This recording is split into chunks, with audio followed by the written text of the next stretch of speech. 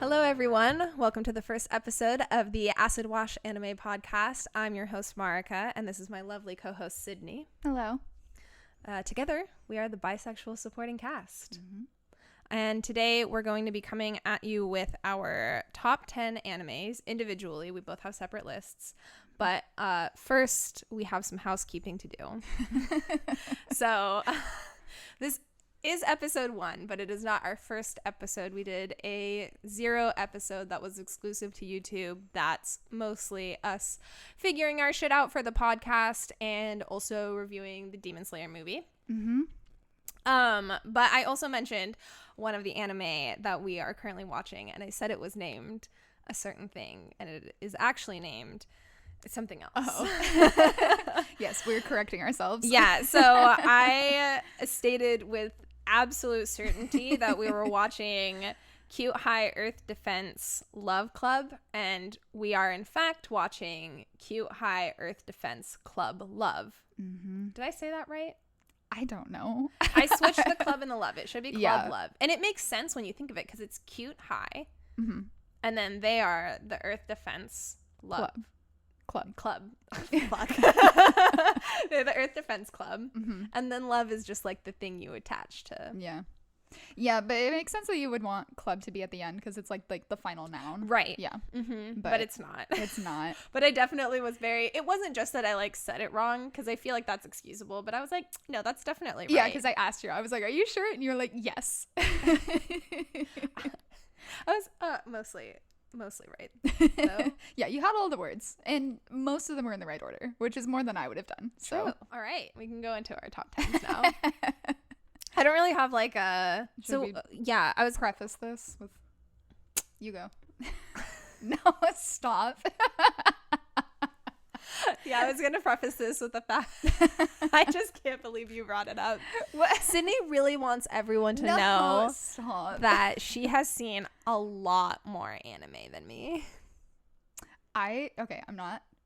Okay. You're so annoying. I am not trying to boast or say that I'm the expert here or anything.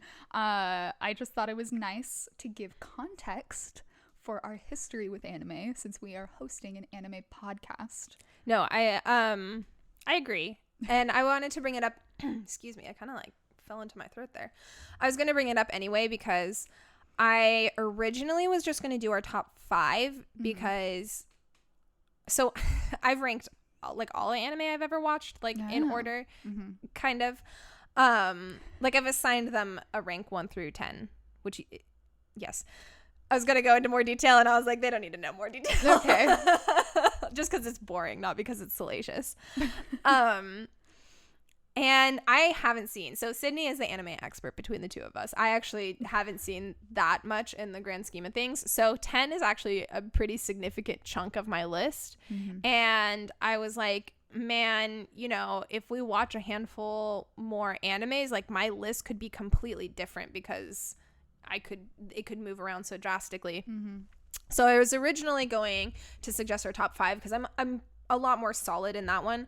But then I really liked my number 6 and I was like, man, it's not even my number 6. I think it's my number 7 now because spoiler alert, my list significantly moved around this last week. One anime jumped up a little bit anyway. But so at the time when I was doing this, I was like, man, I really like my number 6. Like I want to just mention it. So I was like, maybe we should do our top 6. And I was like, you know, I like my number 7 too. And then I was like, fuck it. Like let's just do a top 10. And I was thinking that maybe in a year we could come revisit it. And it would be kind of interesting because like you have, like I said, a much bigger repertoire. So yours might be the same. It might be kind of different. And mine could be completely different. I don't know. Or maybe we watch a bunch of shows that suck. And mine is exactly the same. Yeah. You never know. But yes, that is the disclaimer, is that even though I am the host and the mind behind this podcast, you are truly the anime expert. Okay, very light on the expert. So anime shoujo expert. Yeah, from like the 2000s. So I got into anime when I was towards the end of elementary school for me. Oh, are we giving our backgrounds? I just wanted to like give some context for this expert title that you've thrown at me now. So I started watching anime in the 2000s and kind of fell out around high school, and then just watched a couple in college, and then now we're like regularly watching a few animes at a time. So when I was trying to rank these, I was like, I don't even like remember all the animes. Yeah, but if I don't remember it, yeah, but like I was like, man, like I just, and like because I kept remembering animes, I'm like, oh my gosh, like where does this fit into the ranking? And so I like kind of like made a list, and then I was going back through like my old like YouTube playlist of AMVs. That's great. And like most of them I was like, yeah, I remember this, but there was a couple that I was like, did I watch this? I must have, if I like liked this video enough to like add it to my AMV playlist. Mm-hmm. Like I don't, yeah, so it's a wild ride, and there's some that I don't even remember the name of, but anyway. So my number 10, and it kind of hurts me that it's my number 10, is Shugokara. And I've heard you say this name before. Yeah, because it was my favorite for a long time. I called it my favorite for a long time. Oh, how the mighty have fallen. I know, now it's number 10. Yeah. So Shugokara is about a girl named Hinamori Amu, and she's in elementary school. Mm-hmm. And in this world, which is like mostly our world, mm-hmm. but so people have it's always, I just feel like it's always so weird to give like to like try to tell people plots of animes, because they're always like kind of far-fetched, and like I feel like they always throw people for a loop. Like I was thinking about this morning, is I feel like My Hero and like sports animes and like just slice of life mm-hmm. ones are probably the easiest to like for like people who haven't been exposed to anime, for like the easiest for them to swallow. But like I come along with Shugokara and I'm like, oh, it's this world where like people have eggs inside their hearts, and the egg is representative of their like truest self and hopes and dreams. And yeah, see your face. I was just imagining the eggs inside. Have you ever heard the theory like the whole world is an egg? This isn't anime related. This is just like, that sounds like vaguely it's vaguely like a kind of a spiritual theory where like we are all one egg. It's kind of, you can look it up on YouTube if you're interested. It's kind of like the same idea as we are all like one, but it's more specific to everybody's consciousness is actually one, and everyone is you at just different points. But it's called like the egg theory because we're all an egg. That's what it reminded me of. Like we all have this egg in our heart. But anyway, continue on. So in the which came first, chicken or the egg, they would say egg. Yeah, it's all egg. We're all eggs. It's just all eggs. Everything is egg. And nothing came first. Shugokara. Yeah, so I loved it when I was a kid. And it was like most of the animes that I had seen as a kid were only one season. Right. And so it was really rare for me to find an anime that was longer than one season. And like I just thought, like, because I was like, I don't know, I was like 9. And so I was like, oh, Japan only makes shows that go to 24 episodes. See, when I was a kid, I don't even think I was aware of seasons. Yeah, see, I didn't even think of them as seasons. I was just like, oh, I guess like all animes end at like 20 something episodes. No, I was just a child and dumb. And just like most only got cleared for like one season adaptation, I guess. And so this one, and I just like, I would randomly watch episodes on YouTube whenever I felt like searching to see if more got uploaded or something. And then eventually I found like some sketchy site that they got uploaded to. But yeah, it was like one of the first ones that was like actually like long and ongoing. And it had 3 seasons, and I just loved it. I loved it so much. The characters are fun. It's like cheesy and cute, but I don't think I'd ever rewatch it because there's like one of the main romances, like, so she has 2 love interests. There's like the president of the student council, and then there's Ikuto, who I was like so obsessed with as a kid, but he's in high school and Amu is in elementary school. And when I was a kid I was like, it's weird, but like whatever. And now I'm like, it's weird. Like I can excuse a lot in fiction, but it's weird. And like nothing, he doesn't do anything bad, he just kind of like flusters her, and like it is like he's implied to have like actual genuine feelings for her, but and again, he doesn't actually do anything. But it's weird. And so like I have a lot of nostalgia and a lot of love for it, but I don't think I could ever rewatch it. Just Yeah, don't rewatch your old faves. yeah. So it's at number 10 on my list, even though I said it was my absolute favorite for a really long time. I was like, I was always that kid that was like, but it's still on your list. It is still on my list, but like I feel like I'm just like really worried for like the day that something knocks it down. Because like I started this list and I was like, okay, this one. Let's throw Shugokara, and then I was like, oh, this anime too. Okay, that can go above Shugokara. And this one will also go above Shugokara, and then just kept getting knocked farther and farther down. And so then I was like, it has to stay at number 10.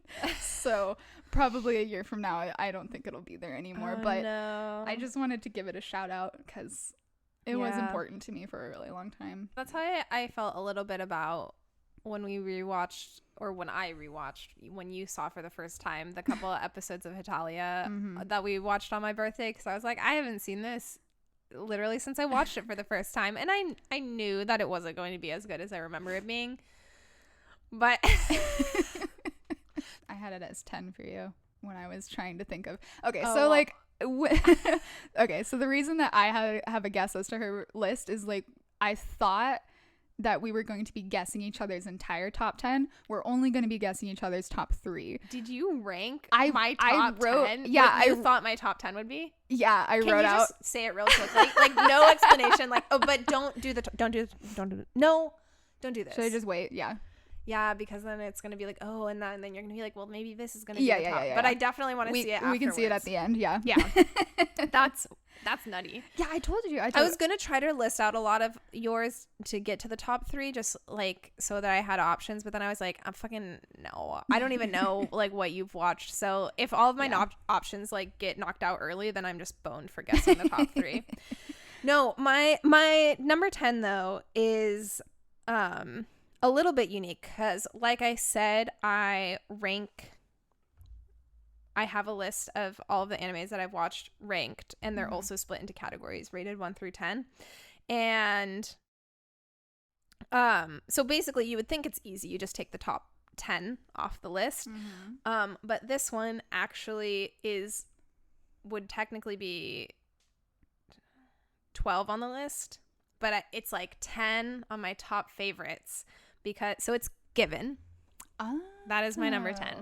I wasn't I don't think I had Given on my guess for you. Right? And so on my like ranking, I have Kiss Him Not Me and Toradora above Given, because I think just as a complete anime, like both of them are better. Like the experience was more complete. And Given just had like this lull in it, like maybe 3/4 of the way through. I don't quite remember that I just was like so done. Like my emotions were really high at the beginning and really high at the end, but there was like this lull that I was just like, oh my god, like speed through it. And so I feel like on my official ranking, I can't justify it putting it over Kiss Him Not Me or Toradora, but on like my favorites, like I would probably rewatch Given over those two like any day, just because at the end, like I just have like a little bit stronger connection with the characters, and I just like the story, and it's gay. It's gay. Yeah, like that gives it extra points anyway, automatically. Yeah. So anyway, Given is my number 10. I was gonna say it's feel good, and then I saw a TikTok. It ends feel good, so it just deals with heavy subjects. I saw a TikTok that was like meeting of comfort anime, and then I think one of them was like Yuri on Ice, and it was like, hey, Given, like, can you stop making people cry? And then it was like, Given the anime was like, is crying not feel good? And I just thought it was really funny. Yeah, because it really has like a tone to it that is kind of feel good. Yeah. And it does end on like a pretty big high, and it ends with like, you know, the main characters essentially accomplishing their goals. Yeah, and like messages of like hope and like recovery, I guess, or like moving on, you know, starting anew. Hope is like really prevalent, I would agree. And so in that respect, it is feel good, and it's not like, because I generally don't like things that are sad or bittersweet, and so the like sad thing in the show, it like has that tonal shift, but it doesn't stay there, which is why I think I vibe with it. And yeah, why it's my number 10. Nice. Yeah, I didn't put Given on my list, honestly, just because I didn't want to knock Shugokara down. Oh, the truth comes out. But, yeah. Oh, no. Given will probably get up there. I don't know. I'm terrible at ranking things. I live for it. Yeah. Marika loves ranking. If you watch episode 0 on YouTube, we talk about how Marika loves having favorites. She loves knowing people's favorites and things. So, like, you know what? I like unlocked a deep-seated memory in my mind where in middle school, my friends and I were chatting over AIM. And I remember talking with one of my friends, and they were talking about like 2 other people. I don't really remember the full context for the conversation, but she was essentially like, yeah, they don't even know like each other's favorite colors. So can you not even like, can you even consider them friends? And I think that scarred me. Because I remember I was talking with her, and I was also talking to this other guy that I went to middle school with. Then and I realized in that moment I did not know his favorite color, and I went and I asked. It was red, and and I'm like, what if this has just fucked me up for life? And like the reason I'm obsessed with favorites is because I'm like, I need to solidify my friendships with people by knowing their favorites. Wow. So when you years ago, so when you fucked up and thought that my favorite color was green instead of blue, was that traumatic for you? I really think that you told me your favorite color was green at some point.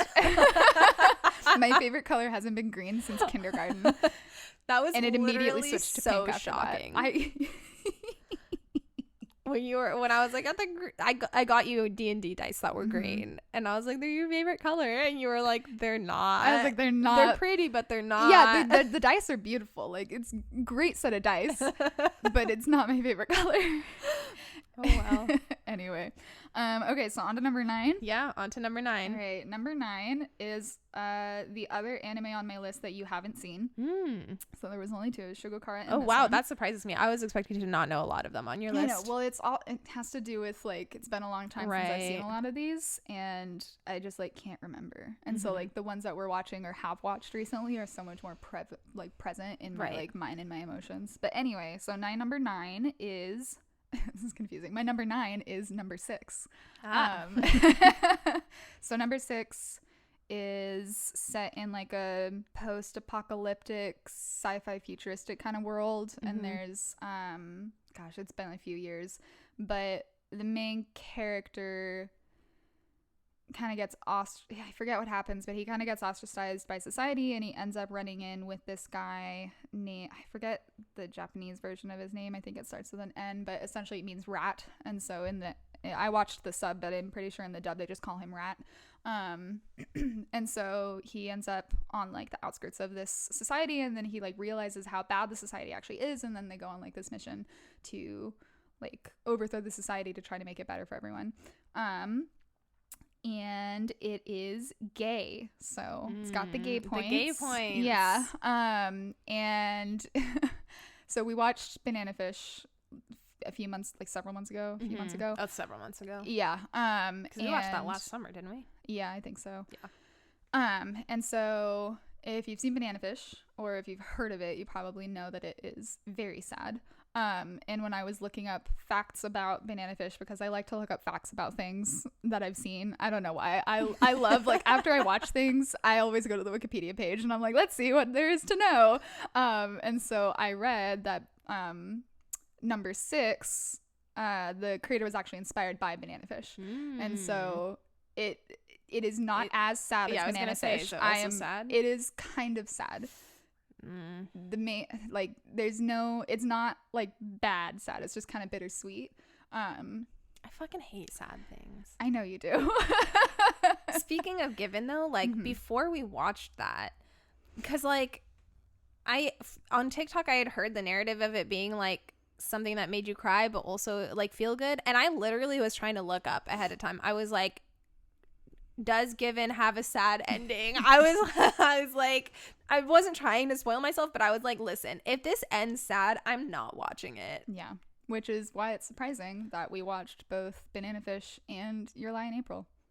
To be fair, I didn't know she died at the end of Your, like, I had no Spoiler alert. Sorry. I'm just saying that, like, I know You knew it was sad though, because your coworker said. Didn't you know it was sad? I don't fully remember, but also I feel like it was a coworker's recommendation. I was like, and I was trying to be a good assistant manager. Yeah. So I was like, yeah, I'll watch this, because they were like, oh my god, you'll love it. Which, side note, this is coming after, like, I asked them, I was like, have you watched Bleach? I'm watching it right now, like, and I want someone to talk to about Bleach. And they're like, no, but have you seen Your Lie in April? Who the fuck recommends Your Lie in April after the person asked you if you watched Bleach? Like, I'm sorry, that wasn't my fuck up, that was his fuck up. Yeah, those are two different realms of the anime world. Yeah, but yeah, and then Banana Fish, it just, like, wouldn't fucking get off my For You page, and I was trying to just get you to watch it. I was like, you have to watch it because it's, like, really good apparently, but sad. And then you just wouldn't. So we had to watch it together because I needed to know what happened. And, you know, we cried like babies. Cried that much. We cried. I teared up a little bit at the end. Yes, I cried a little bit, but not like, Yeah, I don't know. People are like, I was bawling at the end. I wasn't bawling. I did cry, and we cried in the middle as well after that one thing. So we already, like, ventured into spoilers after Shorter died, and it was really sad because Shorter is my favorite character. Yeah, he was upset. Yeah, and we were like waiting for it. We were like, oh, it's sad. It's gonna be sad at the end. All the sad stuff is gonna happen at the end. And then Shorter got fucking killed after being turned into a monster. Oh, terrible. Awful. Yeah, we were like just shook. I remember we were just like silent on the couch. Like, yeah. We like turned off the TV. We were just like, huh. Like, yeah. Anyway, so yeah, number 6. Bittersweet but not sad. You said. Bittersweet but not sad. And it's got those gay points. Still doesn't sound like something I would really vibe with. I know. I like tried. So we take turns picking animes. Well, we watch 2 shows at the same time. And then so it's her pick or my pick every other night. And so we have 2 shows that we're watching at any given time. Yes. One of them is always Sydney's pick, and one of them is always my pick. So when we finish like my pick, I pick the next one. So theoretically I could pick a lot of short shows and I would be picking more often, but the shows are short. Or if I choose a longer show, then I pick less often. We're strapped in. Then we have Sydney's pick. Every time Sydney's pick ends, she picks the next one. But we have a right to veto a show, essentially, if we don't want to watch it. And then the other person can watch it without making us mad. The other person mad. Yeah, we can watch it on our own. Yeah. Which never works out for me because, I mean, you've never vetoed a pick before that I've suggested. But, like, I am so bad at watching shows on my own.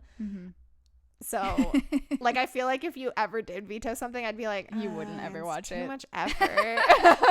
Yeah, but anyway, I was like, oh, like, what if we watched number 6? And you're like, no. Yeah, I do remember that conversation. I just don't like it. Bittersweet.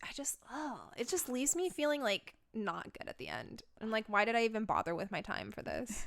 It's so good though. I remember it being so good, and the gay points. It's got the gay. Rewatch it again on your own, man. I will. I'm planning on it once I finish Clannad. But don't see. I'm fucked because I really thought that Clannad might make it into your top 3. Clannad is not. But you just said that was the only other show that I hadn't seen. So now I'm like, whoa! I can't believe Clannad's not on there. What the fuck? No, it's not on there. Yeah, but yes, that's my number 9. All right. Well, my number 9 is Oran High School Host Club. Oh, I thought that was gonna be so much higher. No. Oh my gosh. Okay. All right. Yeah. Oran. I don't really have like a lot of explanation for it. It's probably one of the anime I've seen the most of just because I rewatched it so many times, but without making it to the end. Not for any particular reason. Just like. You're bad at watching things on your own and the people that you were watching with. Yeah, I never watched it on my own. Yeah. I always was watching it with other people. And like if for some reason the other person like fell through to watching the whole thing with me, then. Although, to be fair, so we watched it together relatively recently because I was like, I need to make it to the end because I've never made it to the end. I'm pretty sure I made it to the end one more time because once we watched it, I was like, yeah, that actually like seems like familiar. Like I think I might have made it and I just didn't really remember because I don't really think And I know the manga goes on, but I don't really think the ending's super strong. I think it's as strong as they could have made it, stopping it there. Yeah. Although I saw a comment on a TikTok that was like, theme song said kiss kiss fall in love, not hug hug fall in a river. I was like, preach. Yeah. I don't know if I would want, so I don't, did you continue on to read the manga of that one, or did you I did not. do you know what happens? I know generally what happens because, again, I like looking things up on Wikipedia. Yeah, I generally know what happens too, and it leads me to believe that honestly it's a plotline that I probably wouldn't really enjoy engaging with. Yeah. So, because I'm not a huge fan of like love triangles that are like drawn out and stuff like that, and so from what I have heard, I don't really think I would vibe with it. So I don't really care that like we aren't getting a season 2 of it or anything like that. Like, whoa, controversial opinion. I know, but it is what it is. All right, my number 8 is, okay, so I struggled with this. I struggled with my number 8 and my number 7. So my number 8, I'm like, do you want to do them at the same time? No. Say your 8 and 7? No. My number 8 is Toradora. Oh, yeah. Okay. Gosh, I'm bad at ranking things because like now that I've said that, I'm like, maybe it should be higher, but no, this is what it is for right now. It's okay. Rankings can be fluid. You can change. It's so hard. I just feel like I have to Todoroki would know about that. Oh my god. Anyway, we're saving that for Sydney's segment. Okay. Anyway, so yeah, Toradora, which we watched together. Yes. So I was rewatching because I had seen it like years ago, and then I saw that it was added to Netflix, and I was like, oh my gosh, I loved this like years ago. And it's cute, it's romantic, it's fun. And I was like, it doesn't have a sad ending. I Googled to make sure because I was like, I'm pretty sure. I was like, it's been a while, so like, I don't know. But I'm like 98% sure it doesn't have a sad ending. And so I Googled, and like other people, I guess, had also Googled the same question because there was like a Reddit thread that was like, is Toradora sad? But yeah, so Toradora. No, I actually really like the ending of it. It does like love triangles, but not in a bad way. Yeah. That's a really good point. It's more like, well, first, it's more like a love square. True. But also I think it's aided by the fact that the conflict doesn't really surround like the love triangle. You know what I mean? Like,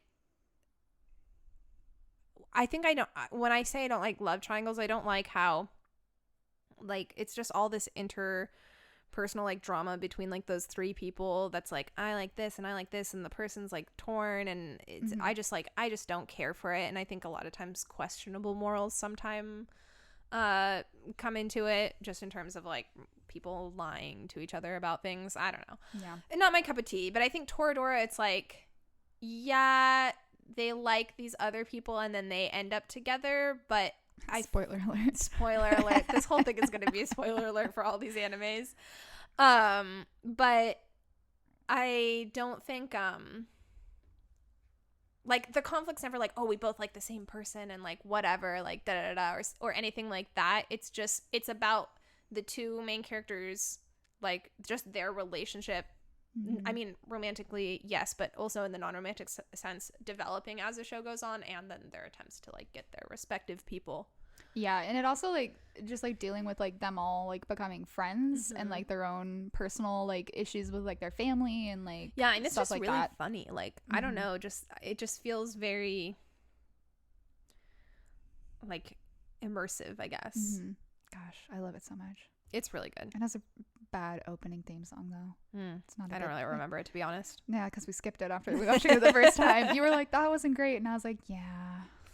Yeah, I always feel like I'm not a good judge of anime openings anyway. Okay, what number was that? I didn't. That was 8.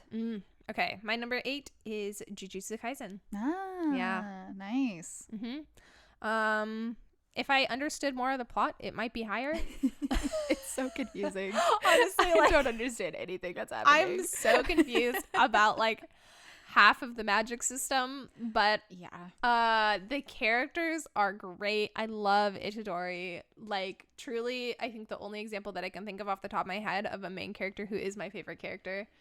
I absolutely love him. Best boy. And it reminds me, it has like a lot of similarities to Bleach, but like the good similarities. You know what I mean? Yeah, with the like good characters, and that's it. No, like some of the structure, like the fighting, like I just feel like it's like so obvious that there's like an influence there. While being completely different shows, I don't want to be like, oh, it's like a Bleach knockoff or something, because it's definitely not. Like it's completely different, but there's like just something about how they've set up kind of the, what is it called, like the background information, world building, but like the, what am I trying to say, the like the lore of everything. It just feels familiar in that respect. And it is the only anime that has even come close to touching the quality of Bleach's post-credits scenes. It's because true. You know, we might have a lot of issues with Bleach, but their after credits, like little, oh my god, knock your mic. Little segments are the funniest and best the best part of the show. like the best part of the show, the best part of anything, like can not be compared to. And Jujutsu Kaisen's is like, they come close. They're not there. They're getting better too. Like I feel like the first ones were like, that was weird, I don't know what the point of that was, but then like the last ones are like, wow. I don't know if I remember enough to to agree with that, but I will say I just really like their end segments. So all right. And then my number 7 is My Hero Academia. Just because I love the characters. I think the characters are so fun. I think the world is really fun. Again, like I kind of talked about earlier, it's like, it's a easier plot to get into. It's like familiar, like kids with powers go to school. Yeah. Boom, Harry Potter. Easier plot to get into from like a US centric perspective. Yeah, exactly. And so so I think the characters are great. I think it's really creative, especially with the quirks. Like there's so many quirks that I just wouldn't have thought of. Like they have like your typical like elemental powers, and they have the super strength and things, but they have like the only thing that's sticking in my brain right now is the fucking mushroom girl. And I have like a phobia of mushrooms. And so if you're watching the current season and you know like the mushroom fight, or if you've read the manga, I was like gagging like the whole time. I hated that. Anyway, but that's like a power that I wouldn't have thought of, not just because of my phobia of mushrooms, but just because I wouldn't have thought of that. Or like, yeah, there's just like so many. Like Mineta is, as much as we hate him, like it's different. Pretty creative power. It's different. And not just the way that not just the quirks themselves, but the way they get used. Like I feel like I'm not ever bored, or like every time you get settled into what the characters can do, they surprise you, which I think is really strong quality of the writing and of the show. So it's really good in that way. And yeah, I really love the characters and all that. It's fun. It's exciting. And yeah. So what's holding you back from ranking it higher? I think it's just, I don't know, lacking extra oomph for me in some way. It's less that it ranks low and more that there's just other shows that are better. Yeah. Like I think like when it's good, but like and like the current season, like it's fun, I'm enjoying it, but also for what, like 6 episodes now, it's just like a training. Oh, but I'm like vibing it. I'm vibing it, but like it's fun. But like if you look at it from like a plot, I don't know. I just like, it's just, it feels a little like simpler to me. Like it's just lacking. I see what you're saying. Like what they're doing right now doesn't have any real like world consequences for the most part. There's no stakes. Yeah, there's kind of stakes, like who's gonna win class A or class B, but there's not like stakes. Yeah, and there's like character development, which is great, and we're getting, like I said, we're getting to see like them expand in their quirks and their skills and things. But like, I don't know, like comparing it to the training arc in Haikyuu, like that just has so much more like weight to it, and like I would have to think on it more to like think of why they're different and why Haikyuu's training sequence works better for me than this training sequence in My Hero. But yeah, they're just I think different. Maybe because there's more relationship development in Haikyuu as well. Like it's a lot about their individual skills development, but it's also about how they develop as like a team. And there's definitely teamwork that's happening in this current arc of My Hero Academia, but it's not like necessarily them becoming like closer or more bonded as people. Maybe I'm just throwing it out there. I don't know for sure. I think I'm liking this current plot or this current arc better than you are from the sounds of it. Probably. I'm vastly entertained by it, but also any chance that I have to see Shinso at all, I'm just like so that could also be contributing. Yeah, you're skewed. But yeah, so that was, let me see, number 7. Are you ready? Whoa. Oh, but yeah, I was like struggling between putting Toradora and My Hero higher than the other.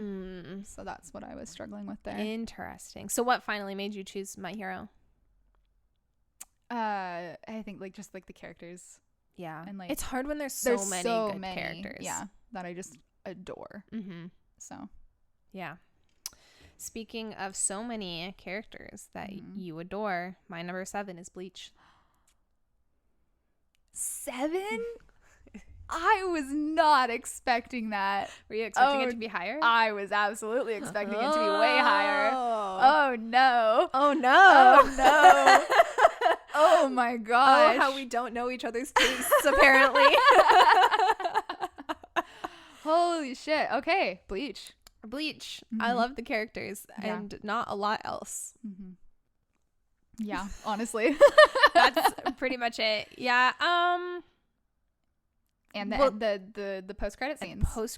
But characters honestly, in the post-credit scenes. Just because of the credits.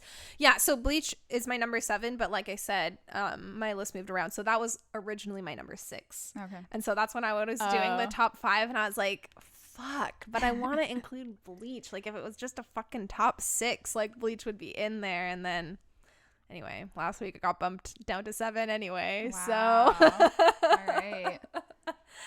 But yeah, it's just like it honestly has like some of the strongest characters for my personal like connection with them, because the characters themselves have like easily stuck with me, even though I know I've forgotten a lot of like plot points or things that's happened or like sequences of events. Like I know I've lost a lot of it since we've watched it, and it's so long that I don't really see myself ever investing the time to watch it again, especially since it has a real pacing issue, and I think that's the biggest weakness with Bleach is its pacing. It's just it takes 10 years to get anything done, and they don't adequately hold your attention for that. And I think it's the same, you know, I follow a couple people on TikTok that talk about Bleach sometimes, and they'll like mention like the filler arcs or not or whatever, and like kind of talk about those. And honestly, I like Bleach's filler arcs. I just think they suffer from the same weakness that the entire rest of the show has, where they're just like paced terribly. But the overall like plot to them, I think, is like pretty solid, honestly, in my opinion. Or the filler, and I'm sure this is probably because the anime was catching up to the manga or something, but like, or the filler arcs are inserted right in the middle of fucking like super important canon arc, and it's like, ooh, big battle coming up, and then like post credit scene is like, hey, we're gonna go do a filler arc, and for it's a like, year, the fuck.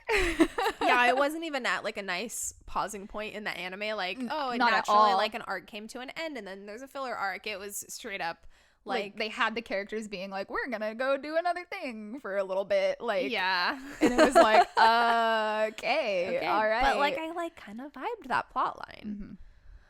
I just want a slice of life anime, but with the Bleach characters. Yeah, I want slice of life Bleach life in the Serite when everything is calm. So yeah, number 7. Wow, I am so shook by that. Okay. Wow. All right, my number 6 is Yuri on Ice. That's so low. Whoa, the gay, it's not strong enough. So I had watched Yuri on Ice once before we watched it together. And that was in... And I also got very offended when I realized that you watched it after we had gotten together, but alone. It was like... It was the December we were together. Yeah. Together, So like together. 3 months after we started dating. I think, right? 2015? That's when it came out, right? I feel like I remember watching it over the summer. But she's going to Google that. So I'm going to talk about... So I watched Free and Yuri on Ice in the same time period, which is why I feel like I watched it in the summer. I just remember like I camped out on my bed at home. I was at home. It was really... Oh, I don't know if this is the first episode. No, this is the final episode was in December. The first episode aired October 5th, 2016. So we were definitely already together at this point. Even more embarrassing when you don't want to watch the gay with your girlfriend. Wait. So the first episode was October 5th, 2016. October 5th, and then it ended December 22nd, 2016. Okay, yeah, so I must have been watching it out over winter break. Yeah, ooh, sorry. Awkward. Wow, so we've been together for a year. Well, all right. But anyway, I don't think we had ever even talked about anime at that point. I don't know, whatever. We were watching Gossip Girl at that point. That's true. But yeah, so Yuri on Ice and Free I watched because I heard they were gay. Free is more gay adjacent compared to Yuri on Ice. But yeah, like my sophomore year of college, I was like, I want gay anime, and so that's when I watched like Love Stage and the Junjo Romantica series, and those were sad.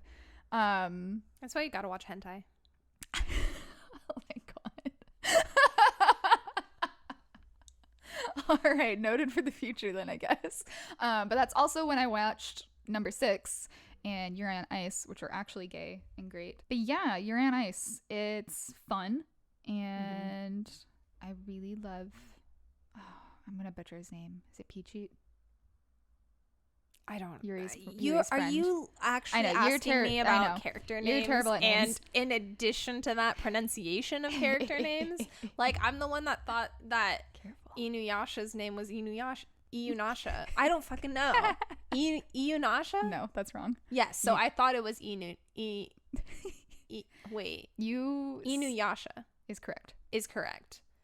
And I thought it was Iyunasha. Yeah, that was your most frequent mispronunciation. Iyunasha.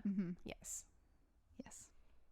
Don't fuck yourself up again. Yeah, it took us like weeks to get you to say Inuyasha properly. Inuyasha, yeah. Anyway. The first time I mispronounced that, I just remember you being like, what did you just call it? And I was like, what is your problem? Yeah, there were a lot of late nights.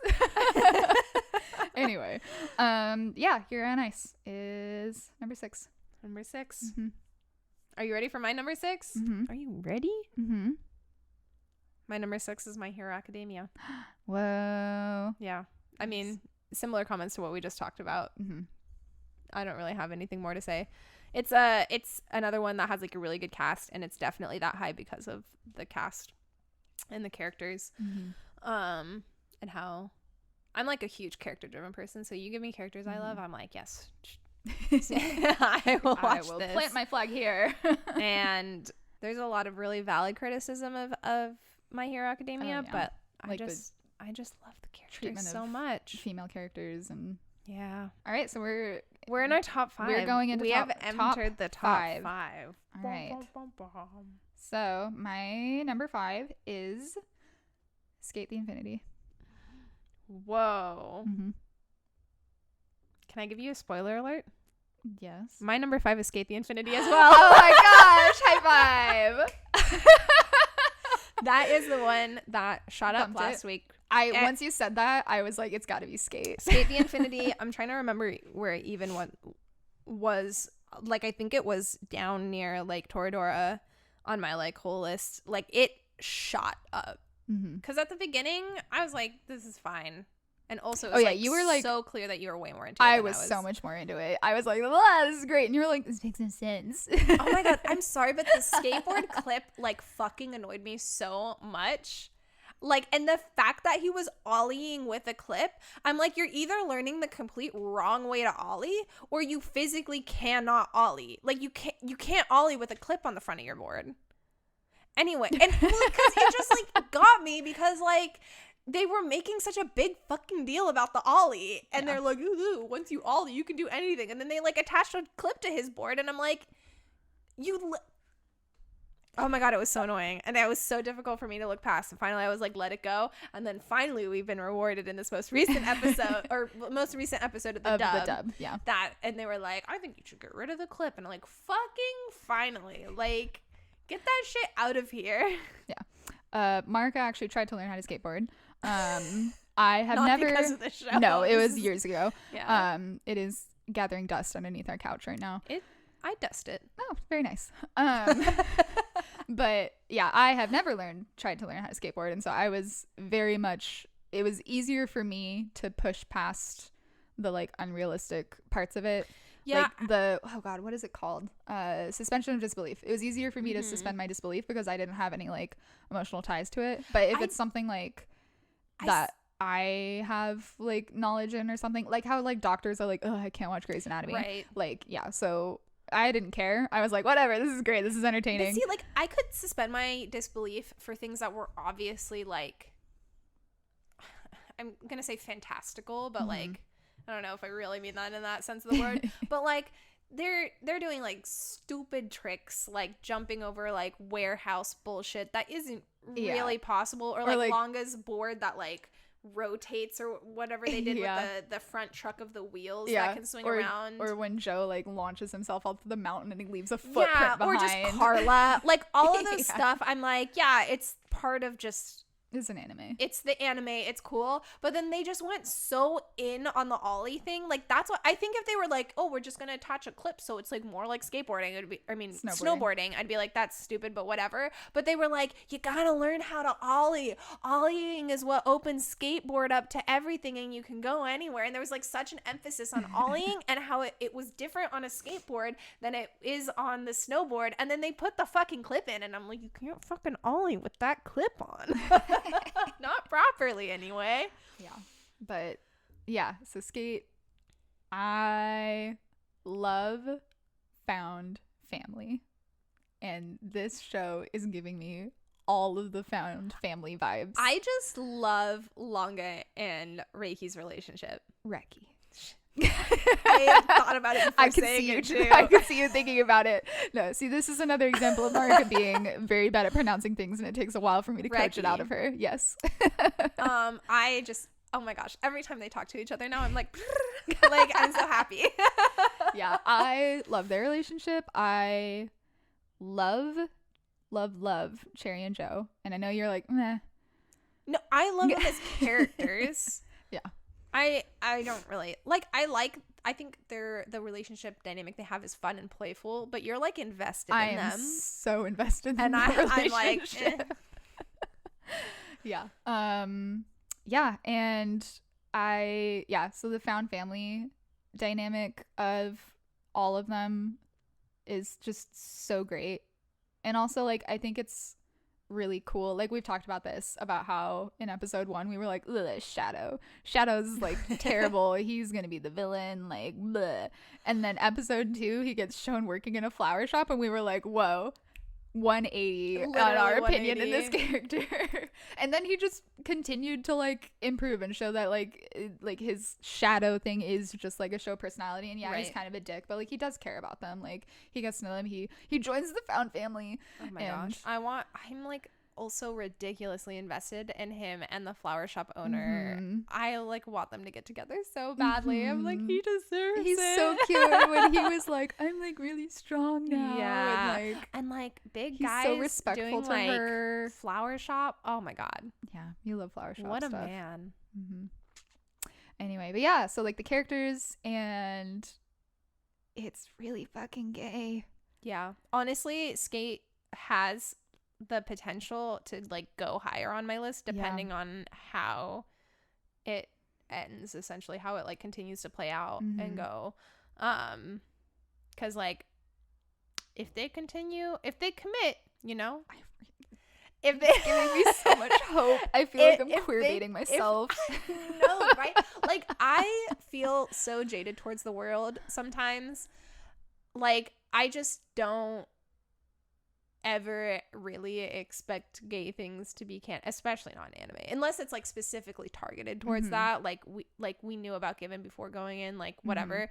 But if anything in media, anime or otherwise, is kind of like playing it will they won't they, I'm always on the won't side. I'm always like, yeah, I know they aren't, like, this isn't like, they might nod to it, but it's not gonna happen. But oh my god, they're and granted, we are watching the dub. Yeah, so we have not seen episode 12 yet. We just watched episode 11. Yeah, and also I know they're taking some liberties with the dub. The dub is taking the show and running with it. Wild. And so I'm also like trying to be like, okay, like it's different.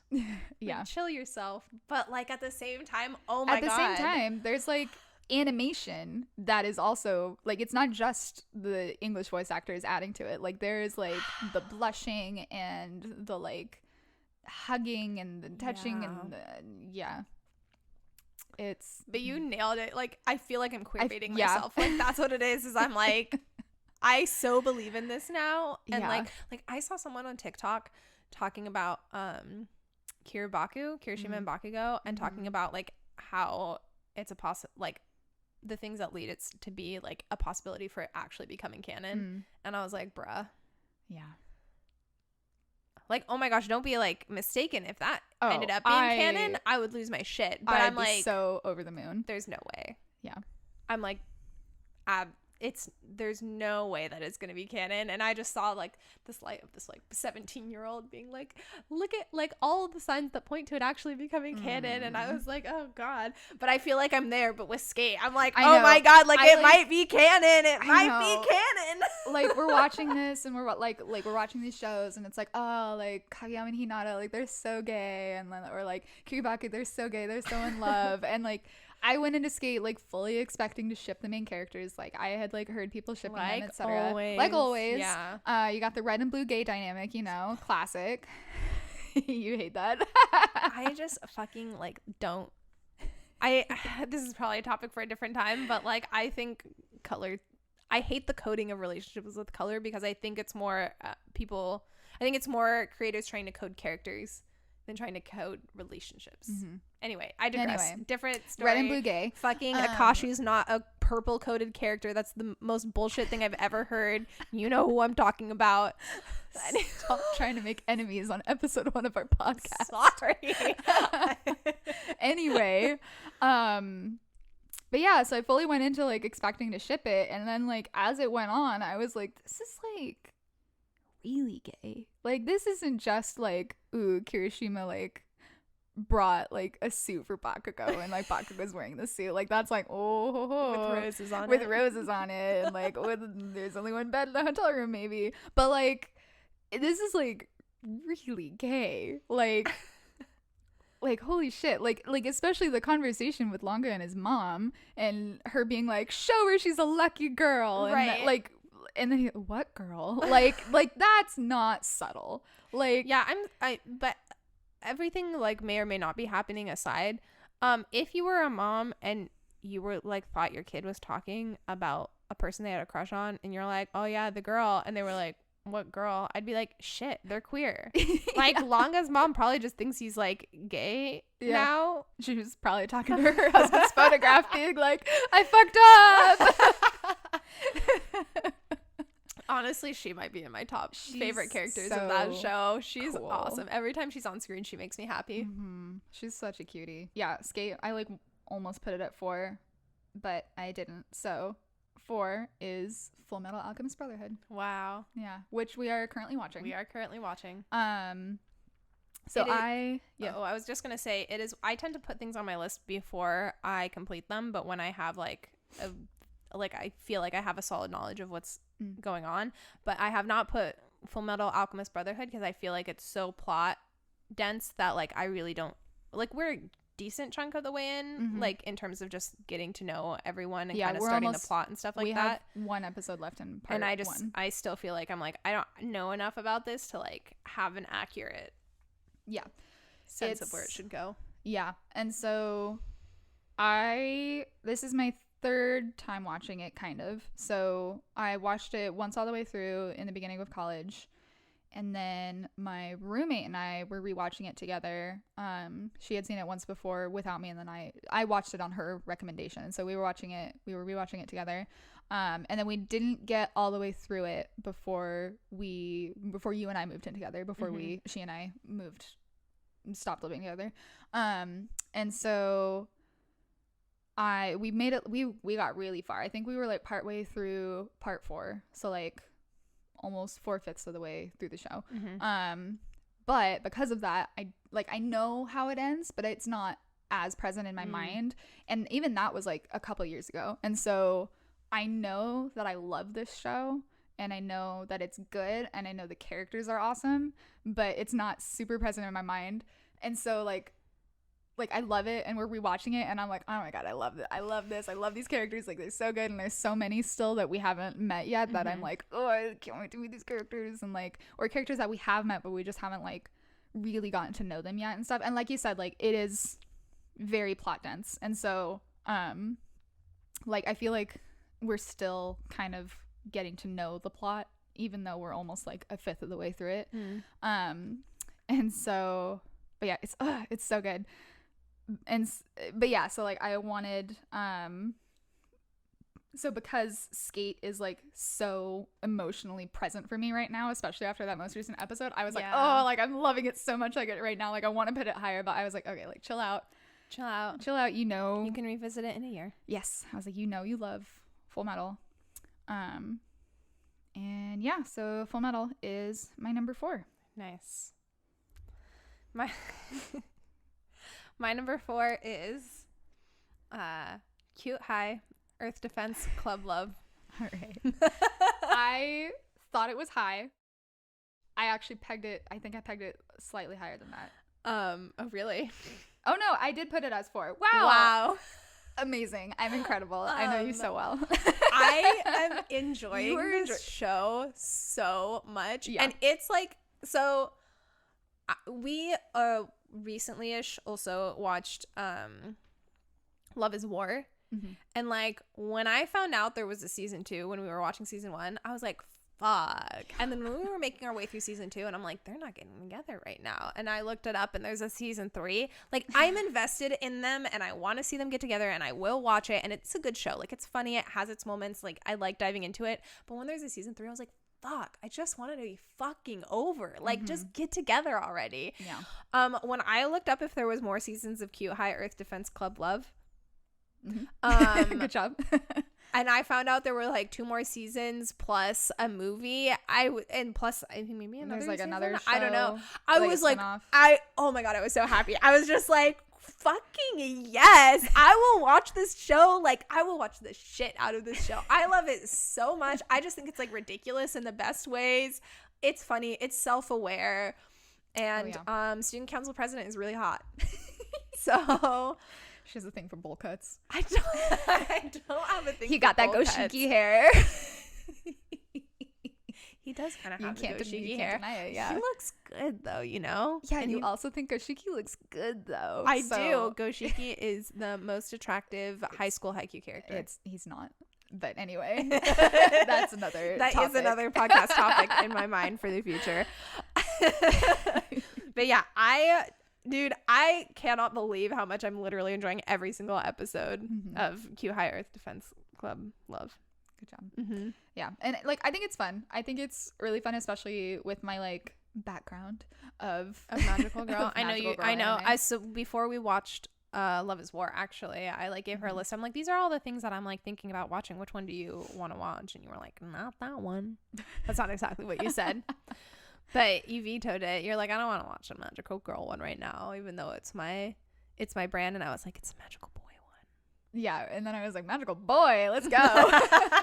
Let's turn the tables. Yeah. And it's like, it's kind of like parodying, and it like pokes fun at itself. And it's like they're like give their like catchphrases, and they're like, why are we saying these weird things? And I'm like, ha, ha, ha, why are you saying these weird things? It's parodying it in a way that's not being mean to the genre either. You know what I mean? It's very loving. Yeah. I mean, yeah, in a way. No, I mean, yeah, no, it's very loving.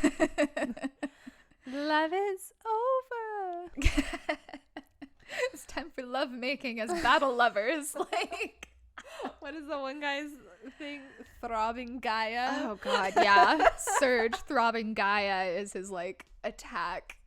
It's so good. This show, it's so good, and I'm so invested with what happens with the student council. Honestly, like that's the thing is like it's pretty episodic. Like you can kind of pick up an episode and like, or not episodic. It's like episodic. No, like it's kind of like formulaic. Yeah, it's formulaic. But there's also kind of like a plot line that's going through, and I'm enjoying the plot line that's going through all the episodes, like a lot more than I was expecting to when we first started it. It's really good. I'm very much enjoying it, and I was very happy to find out that there are more episodes. We'll see if that feeling fades, like once it's over, or maybe like I don't know, maybe the episodes go downhill. That's always a possibility. Maybe the feeling's gonna fade once we finish it, and like we move on, and we're not like in the middle of watching it. But right now, oh my God, I'm loving it.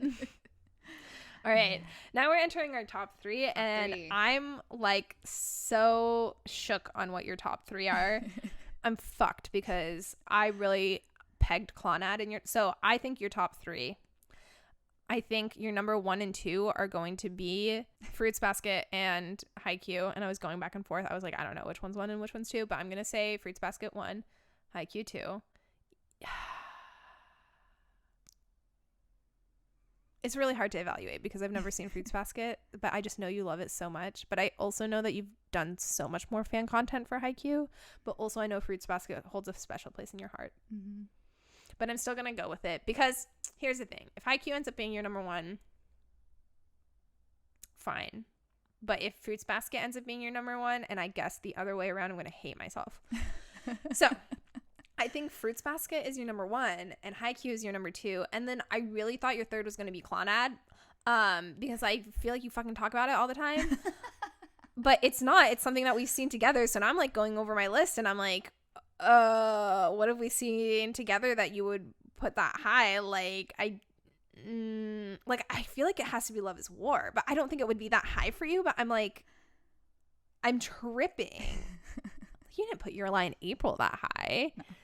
Well, don't tell me. Oh, okay, sorry. I mean, I'm just saying, like, I could have rested on it. All right. Sorry. Yeah. Like, that's, like, what's throwing me off is unless you put Banana Fish that high. Oh. You do, like, a sad ending. But I feel like I don't like a sad ending. I just don't shy away from things that make me feel deep emotions. I don't shy away from them. I run the other fucking direction.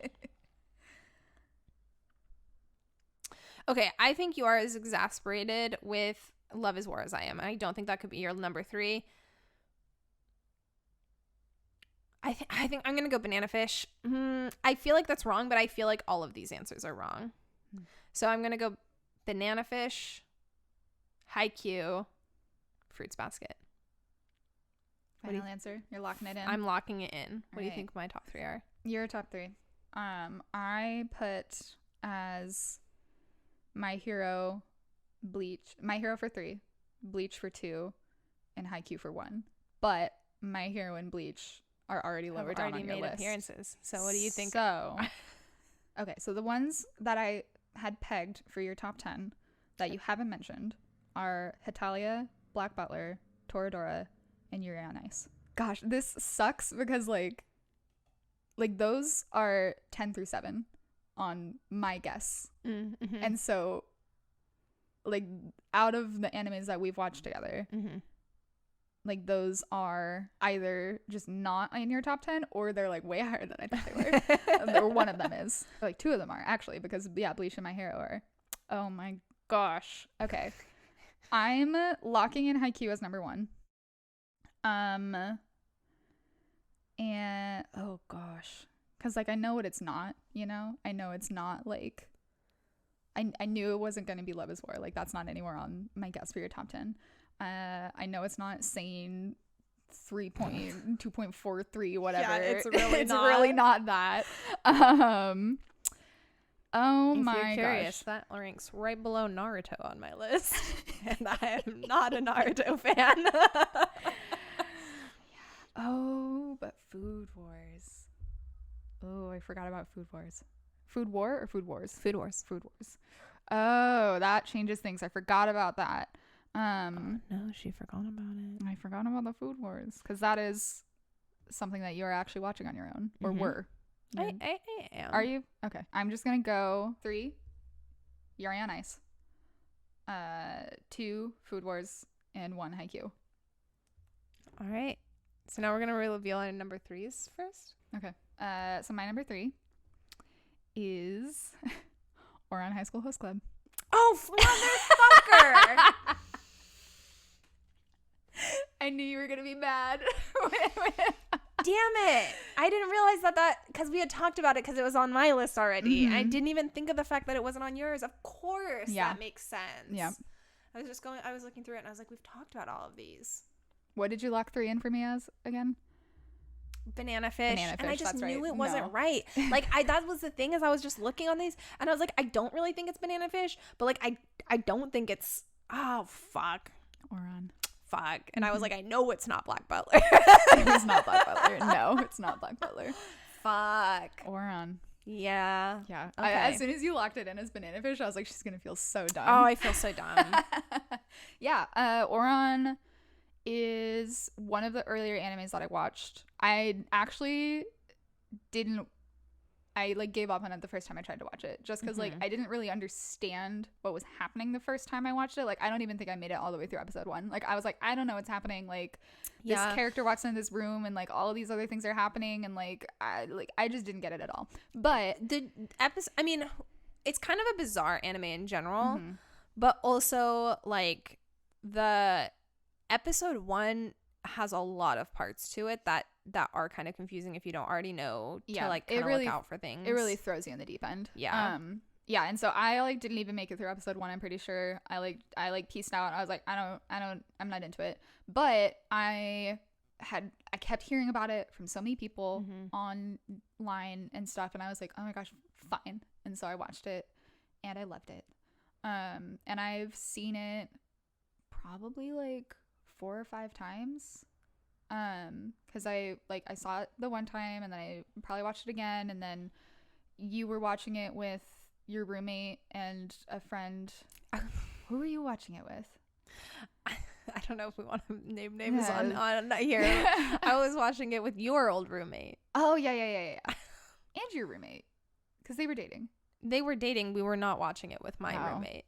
Okay. Anyway, she was just there sometimes because she lived in the apartment, and also me and your roommate started it because you and my roommate abandoned us together at one point, and we didn't know each other that well, and so we're like, let's watch something. And I was like, I've never seen this, and she was like, I've never seen it, but I know Sydney likes it. So cool. So we started it. I really thought it was someone else. Okay, cool. But yeah, and so then I heard you guys were watching it, and so I was like, wow, I love that, I'm gonna rewatch it too. But so I just watched it on my own, and I binged it in like a day. But yeah, I love Oran, and it's like I don't really care sub versus dub. Like watch whatever you want to watch. Except for you got real snooty about the dub intro. Like the intro song. You're like, it just doesn't sound right. It like, doesn't sound great in the English version. It just, the tone sounds off. Like the Japanese version just sounds so much like brighter and happier, and like, yeah, anyway. Yeah, so I do care about the sub, the actual Japanese intro versus the English intro. But like that's one that I don't care sub or dub, but if we're rewatching something, I like prefer to watch it again in whatever language I first watched it in. So, but Oran, I can't remember actually if I watched it in dub or sub first. I just know that I've watched it multiple times all the way through in both languages. Yeah, it's also a really good dub. It's a really good dub. And it's like really good animation. Like I feel like it's animation from like the 2000s that still stands up to today. You can definitely tell it's older just because of the style. Yeah.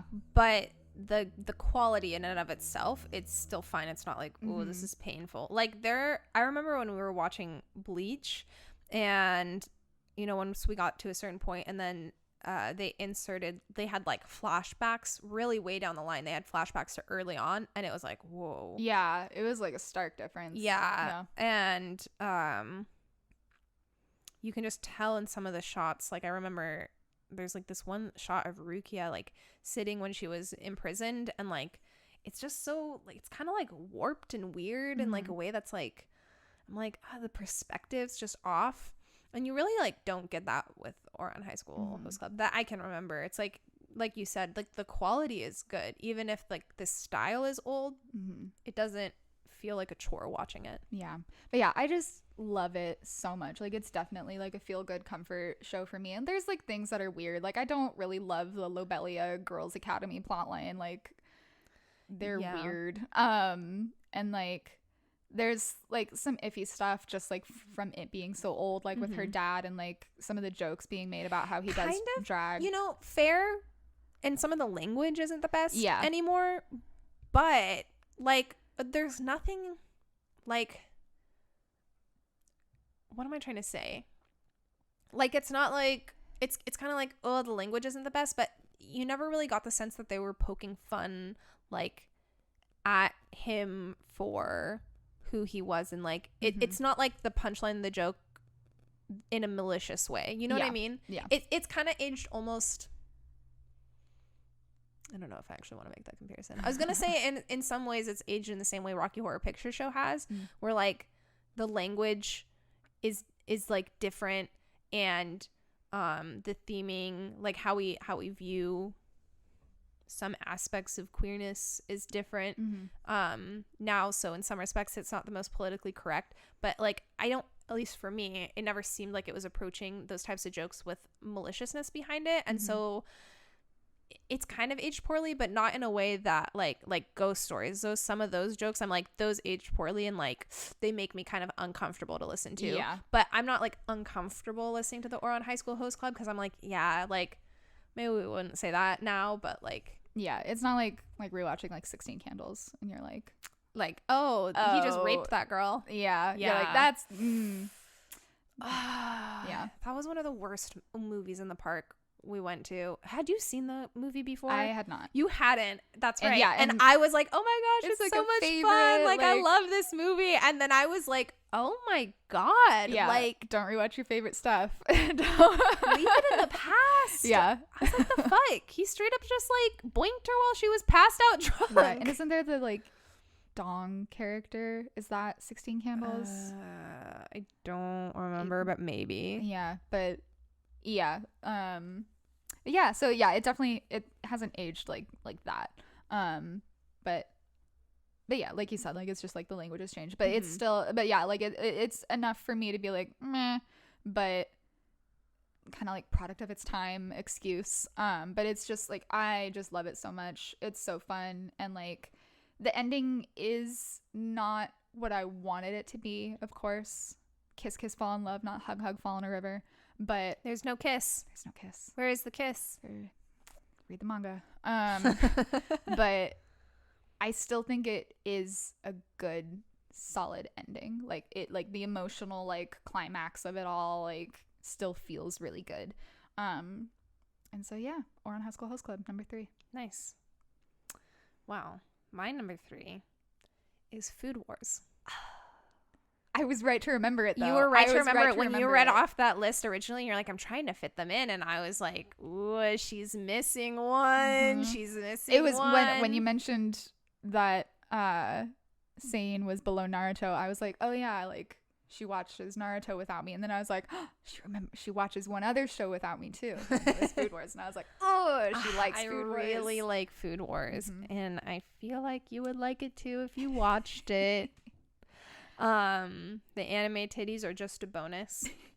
So I was listening to another podcast like years and years before, not an anime podcast. They just happened to be talking about anime at one point, and one of the guys on the podcast was like, he was recommending anime to someone who had never seen it before, and he was like, either start with My Hero or start with Food Wars.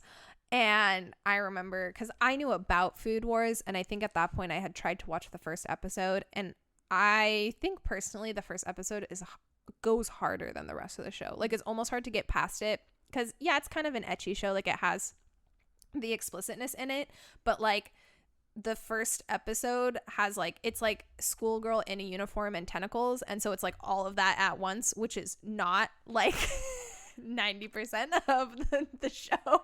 And Yikes. so like it like throws it at you and you're like, what the fuck, this isn't really for me. But it's like, no, just like fucking make it past the first episode, I swear.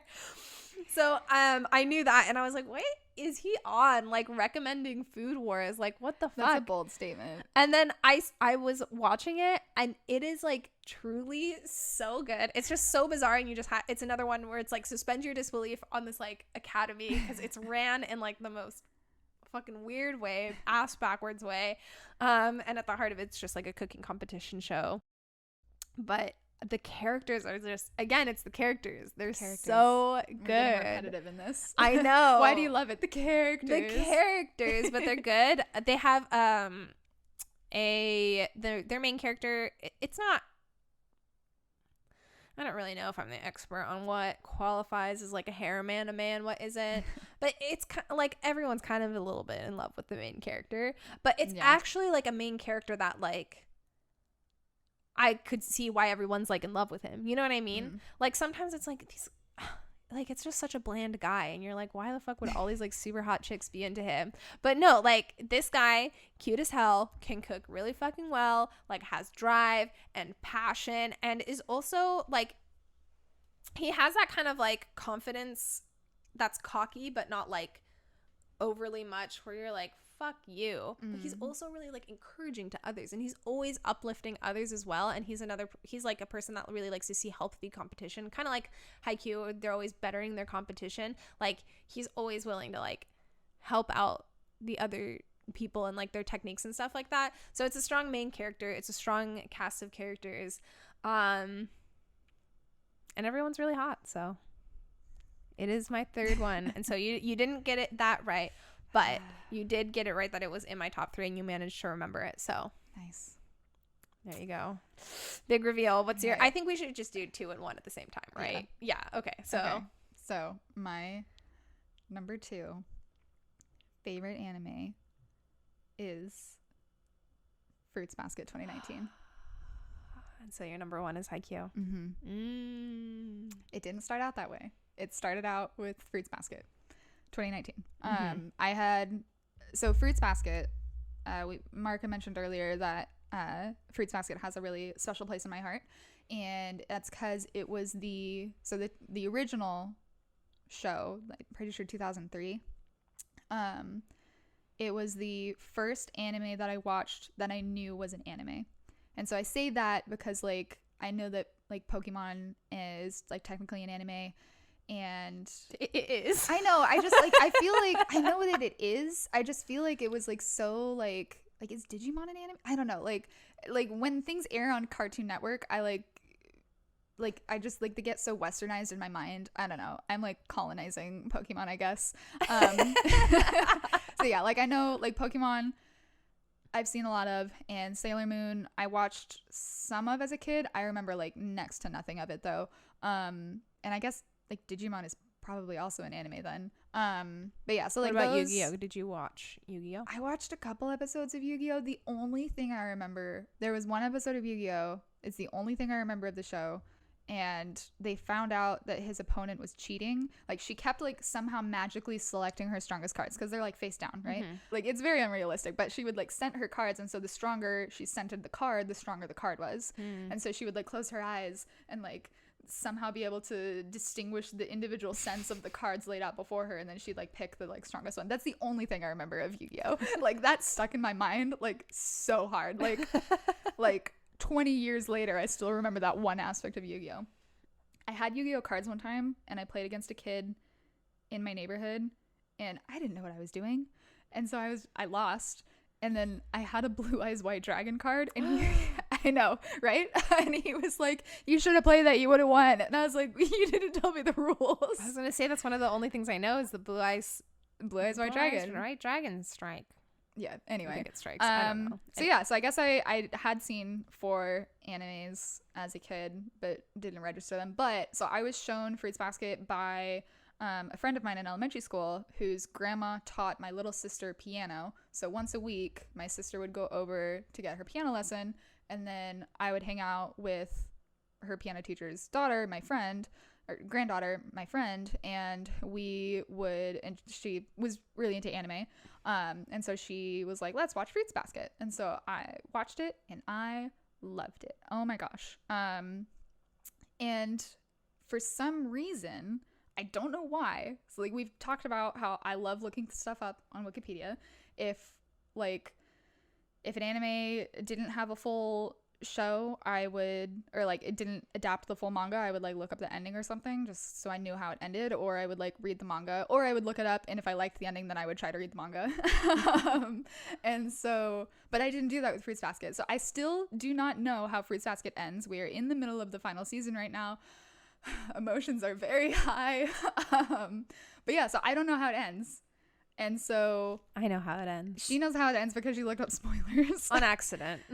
I was looking up some information about Fruits Basket for something else, and I happened to see something that wasn't the ending but implied something about the ending that made it obvious, big aspect of it. Anyway, and now I can tease her with that knowledge. Yeah, she's like, this character dies at the end. And I'm like, shut up. Like, I know you're lying to me, but what if she isn't, you know? Like, what if you're, like, saying that? The best way to hide the truth would be to tell you the truth. It's true. Anyway, so yeah, Fruits Basket. And, like, when I heard that it was getting a reboot and that they were, like, adapting the full manga, like, truthful to the full manga with, like, oh my gosh, the animation, such a glow up. Like, wow, they're so much prettier in the new one. But yeah, so Fruits Basket 2019, very special place in my heart. First anime that I knew was an anime that got me into wanting to watch more anime. And I just really love it. And I wanted it to be my number one. Yeah. Because I have a thing, it's like probably a really bad character flaw of mine, but I like to be different.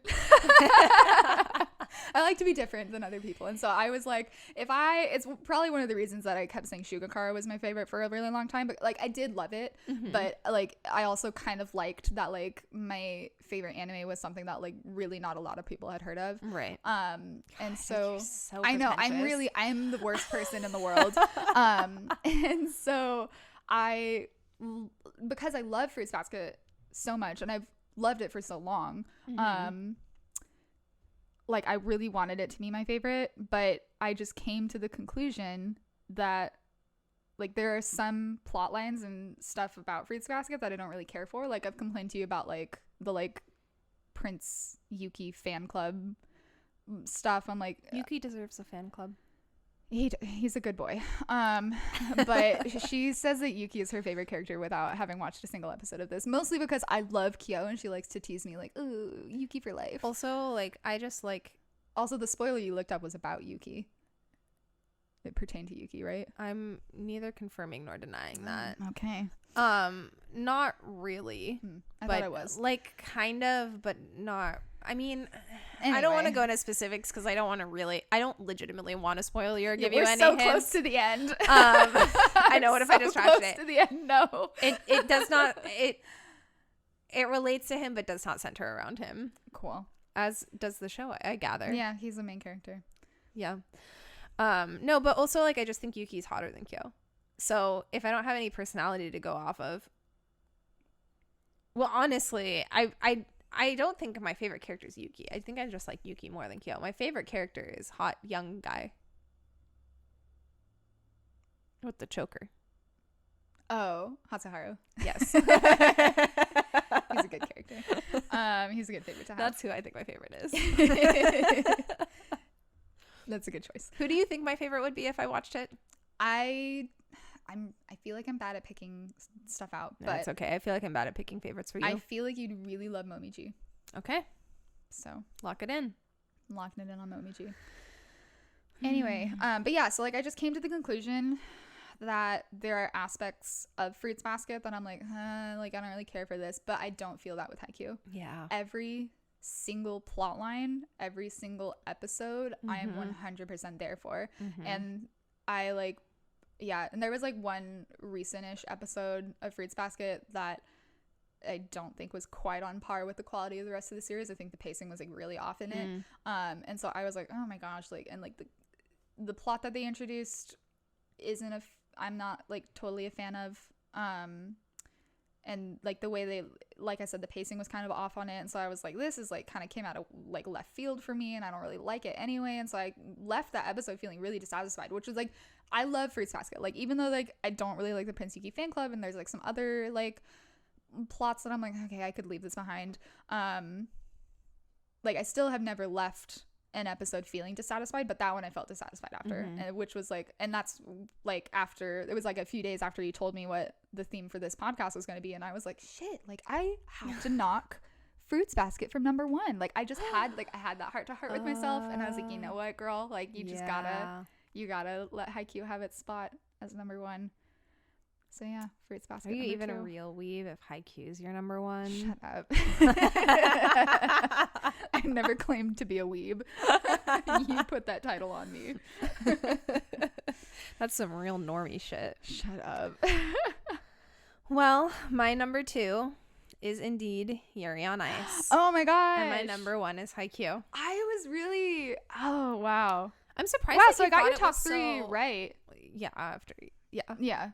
Like they were all there. Wow, I am amazed with myself. Well, yeah, after you knew after that I you fucked up. Yeah, after you fucked up. I'm surprised that you had Yuri on Ice so low for me. I guess like I know you liked it. I know you like it a lot, clearly. I feel like we didn't talk about it as much as we talk about other shows. That's like fair. I feel like you have expressed so much joy towards Cute High than you did while watching Yuri on Ice.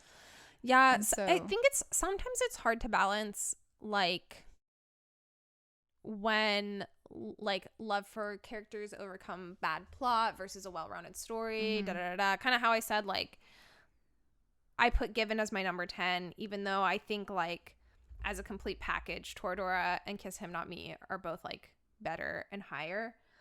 But then I have like Bleach even higher, and that plot's kind of a mess a lot of the time. Like there's so much about Bleach that I like really honestly do not like, but like the characters are so strong that it puts it like so high.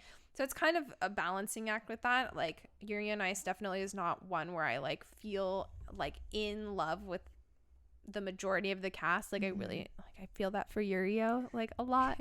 But other than that, like I don't have like that same intense love for the characters, but like it's just such a solid story, and it's so heartwarming, and I love seeing Yuri's growth and like journey of just confidence gaining. Like I really like to see that, and you know, gotta shout out to the gays. The gay points. Yeah.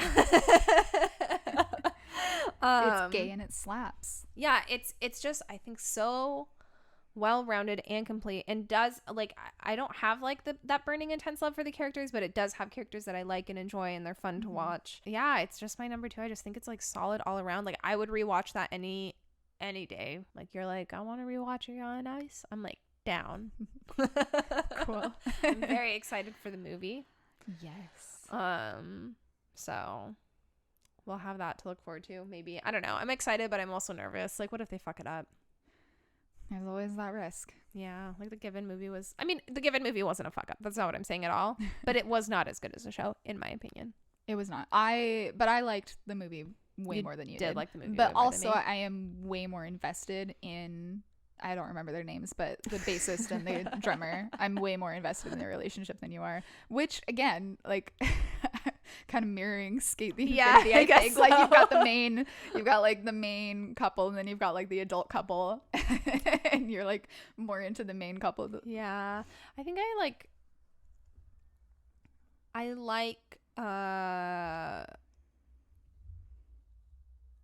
not having to compete for someone's attention and romance, and like what's his face was also still sleeping with Violin Guy, and I'm like, his heart is split. Again with your love triangle. Yeah, it's not even really it's kind of a love triangle, but it's not super Yeah, it wasn't like a love triangle-ish. triangle. Like he was like actively like, oh my gosh, like it. Like he did have feelings for both of them, but it was more like he was trying to choose between like the past and nostalgia with the Yeah. violinist over like the very real. It was more of a story of him now. like letting go Mhm. than of him like it's more like him trying to reconcile with like the healthy thing being letting go. Mhm.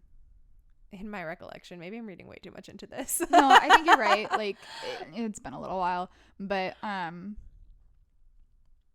yeah, because like he was like way wrapped up, and I think it was like kind of also just dealing with like it's okay, kind of like Marie Kondo it, like thank it for the effect that it had in your life, and then move on, you know, like I think it took he Marie Kondo'd the violinist, you know, like you're like honestly like because like I feel like I don't know, we're like I'm maybe projecting onto this character now, but like it's like when you leave like something or someone behind, it's like it can feel like it never really mattered to you that much if you're Right. leaving it behind. But like I feel like he had to kind of reconcile like this relationship was really important to him for a really long time, and but it's just time to let that go. And so I Yeah. think that was so it was kind of a love triangle, but it wasn't like he was actively choosing between two people who were Right. actively pursuing him. It was just him like learning how to move on. I think you hit on a really like interesting point because like sometimes I don't mind love triangles, and I've always tried to reconcile with myself. I'm like, when do you like them and when don't you? Because I've always just said like I don't like them, but there are exceptions. Mhm. Like we've kind of talked about them, Like- and maybe like that's like my exception is like I don't mind it if it's like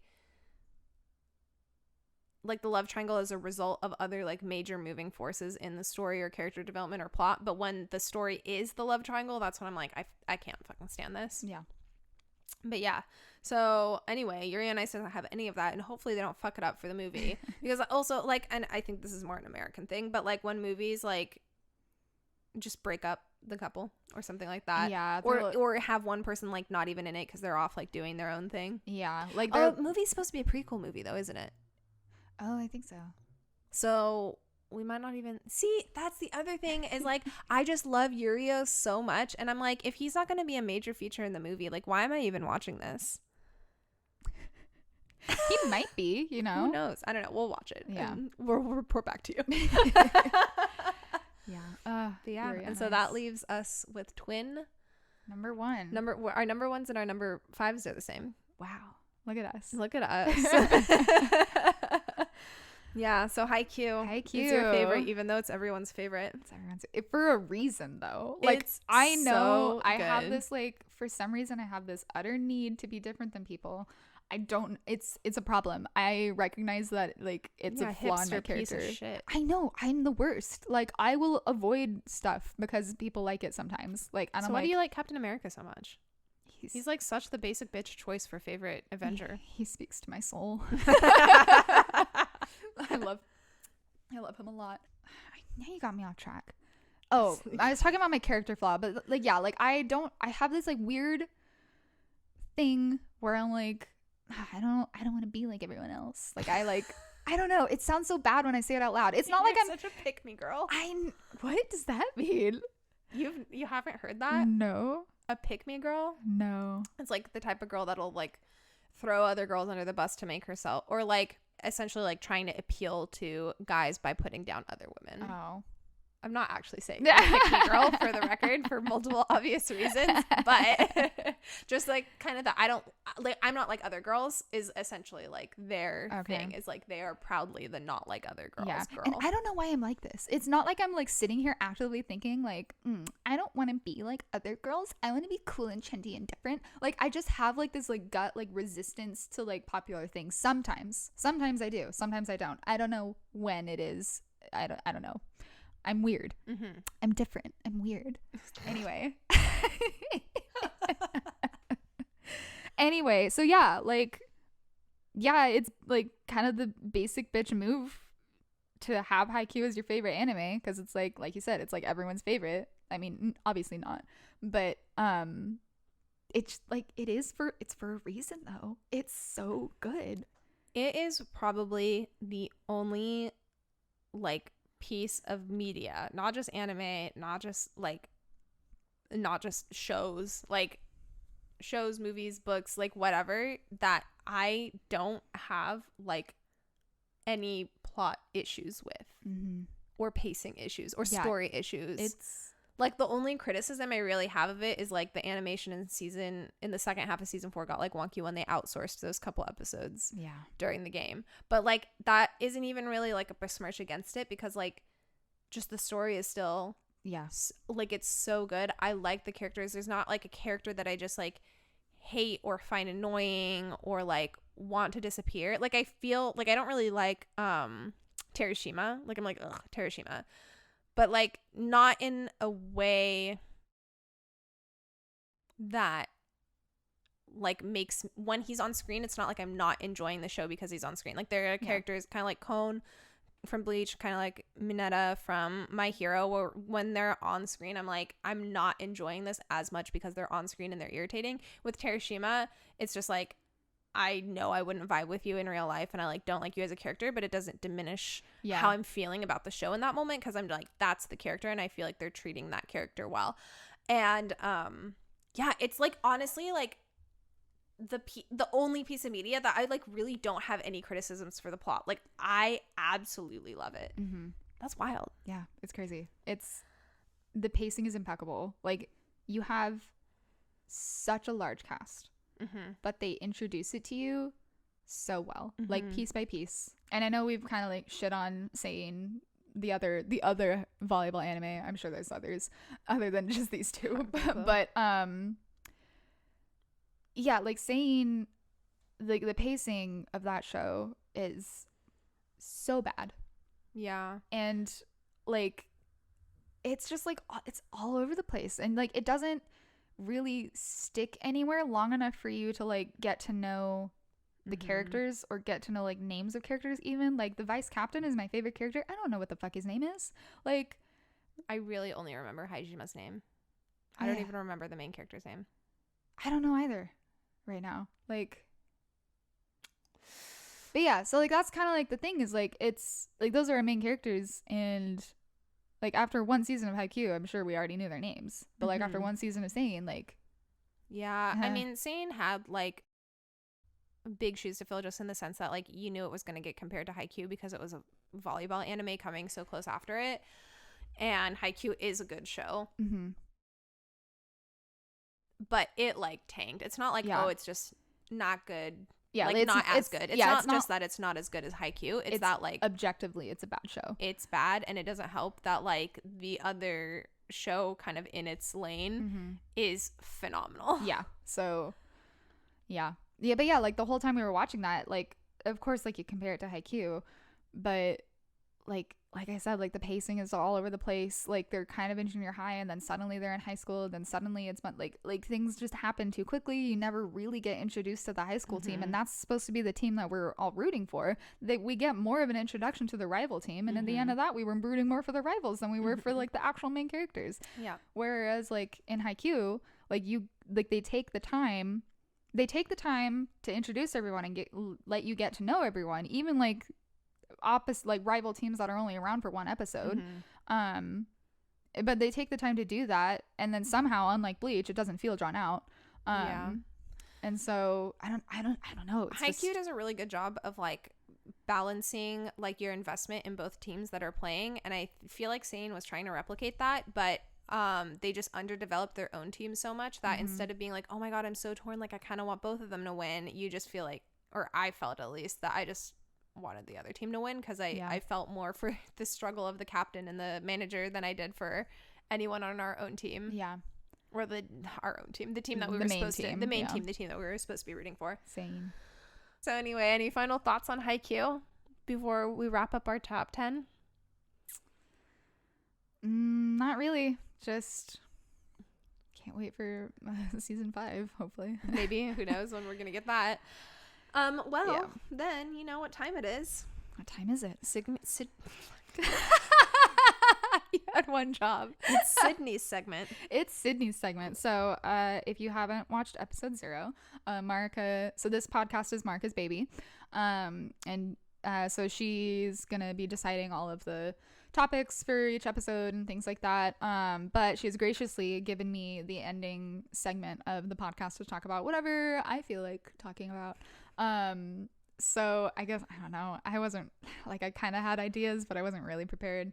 But stop qualifying your bullshit, just go for it. Okay, no so qualifiers. We're talking My Hero Academia, we're talking favorite characters. So I'm not gonna lie, I was totally expecting you to talk about Matcha Blossom. Oh, I really thought you were gonna come in hot with it. I want to talk about Matcha Blossom, but I want to wait until the dub is complete and we've watched all of it. So anyway, sorry to interrupt. My Hero, you're talking favorite characters. We're talking favorite characters of My Hero, and so from not like the beginning, but like very early on, I pegged Todoroki as my number one. Stoic with a heart of gold. Marika says that's my type for favorite characters, which I reject. I think it's just coincidence, because not all, but most. And as I'm proving right now, I think it's actually Kirishima is my number one. The upset. I know, the upset. But like, yeah, so like Todoroki, like I was like, oh my gosh, like I feel for him with like his backstory, and he's so cool. He is such a badass. He really is. Yeah, and like he's such a sweetheart. He's such a sweetheart. Like the difference between season 1 Todoroki and like where we are right now Todoroki, like so good. And like I just think to when he was like, we're not here to make friends, bleh, I'm gonna defeat you, and then like I think, oh God, I'm like, we watched like it all like, so we watched like seasons 1 through 4 like so close together that they kind of like blend in my mind. I don't know if it was, I feel like it was season 4, isn't it? We're on season 5. Oh shit. Yeah, see? Like I couldn't tell you what season like the summer camp was in, or like probably season 2, I don't know.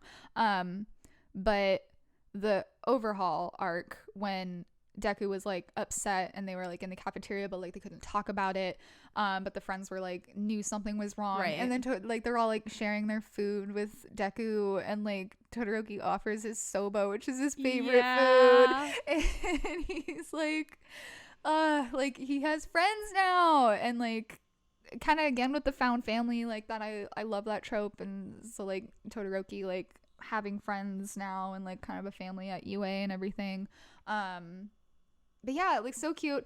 And this is so like Kirishima being I just feel like Kirishima is my number one now, but like so what made you realize? I just adore him. Like everything about him makes me so happy, which is so interesting because I remember like partway through the show, like maybe season 2 season 3 ish, around there, I was like, because my top 3 was Todoroki number 1,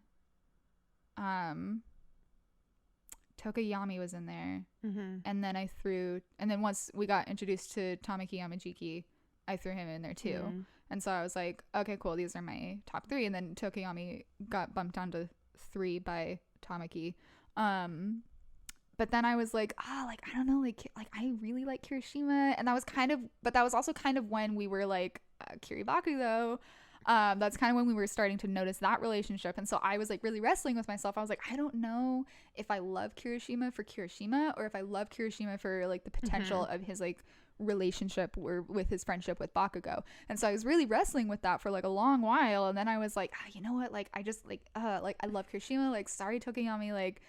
And so Kirishima bumped Tokoyami out of my top 3. But then I've just been thinking about it lately, like all of the content that I've been loving and all of the like stuff that I've been into has all been like Kirishima. Yeah. Like I just adore him. I can relate, because that's how I feel when Kenma finally superseded Tanaka to become number 2. Is I was like, in my Haikyuu favorite characters, is I like Tanaka I had pegged as a favorite from the beginning. And he got upset by Tendo, but that was at Tendo's introduction in season 3, so it was like, okay, we get introduced to this character and I like him more, like that's fine. And then I just had to like came to realize that like I got so excited every time I saw like Kenma, and I was like just so like warm and fuzzy, and I was just like, man, I'm so much more excited for everything Kenma than Tanaka right now. Oh, it still hurts me. And so I had to bump him down and put Kenma at number 2. And so I feel like the same thing just happened with you and with Kirishima And Todoroki. So is Kirishima then Todoroki and then Tamaki? But then also, like, Denki's kind of being an upstart right now. I love him. I don't think I love him more than Tamaki. I think he's my number 4 now. So, like, sorry, Tokoyami. He keeps getting bumped down. I feel like Denki I like a lot more in fanon than actual than in the actual canon. Like, in the show, he's just not in it that much. Yeah. And his friendship with Mineta is a big detractor from his character. It's unfortunate. He's such a good boy. He is. But Todoroki's also a good boy. He is. And we have the same birthday. Yeah, you were birthday twins with Todoroki. Yeah. And you are not appreciating how nice it is to have a cool birthday twin. My birthday buddy is Todoroki Shoto from UA. His name is not Five Weenies. And he is not your favorite character. He's not my favorite character anymore.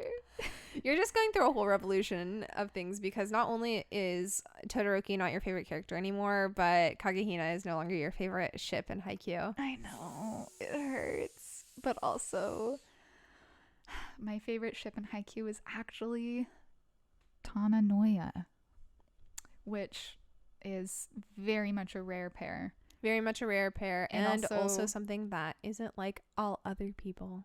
Okay, shut up. That's not why. Sure. Anyway, yeah, if I really wanted to be not like other people, I wouldn't have picked Kagehina as my OTP. What would you have picked? I don't know, probably Tsukiyama or something. No, I don't actually. That was like a random thing out of my brain just now. I don't actually like. I think Tsukiyama is cute. I just don't. Like it's like meh, all right. Like I'm not gonna seek out content for the two of them. I think it's just because the characters are like that in our eyes as well. Yeah, they're really not super high on our favorite lists of characters.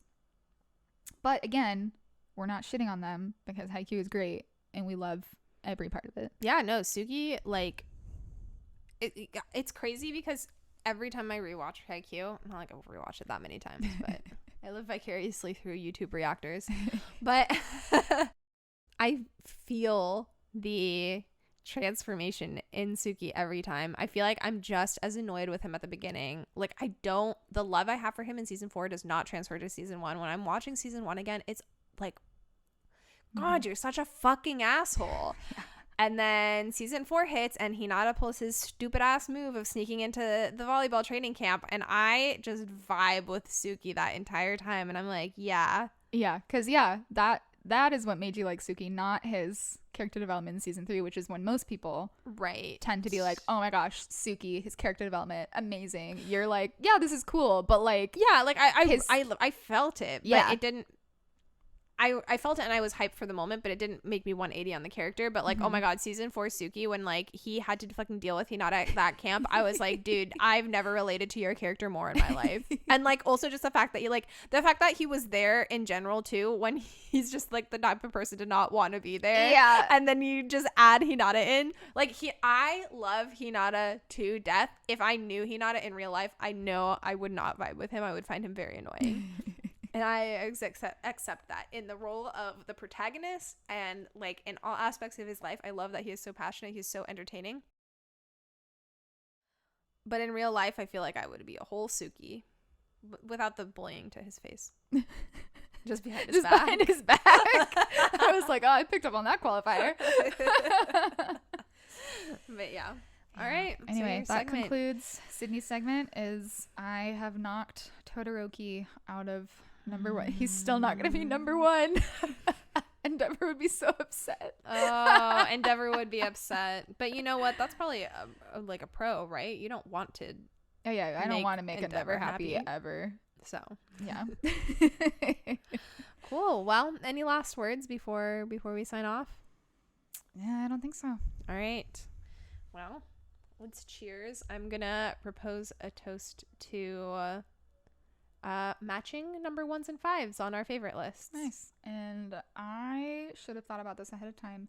But I will propose a toast to Fruits Basket. I'm feeling a lot of love for it, even though I knocked it from my number one. I Wow, love look that at for me you. knocking things out of my number one spot. Wow, that was a lame. Oh, I wasn't sure if you wanted a loud Yeah, clink because of the know. mics, It's but fine. all right, do. here we go. Woo!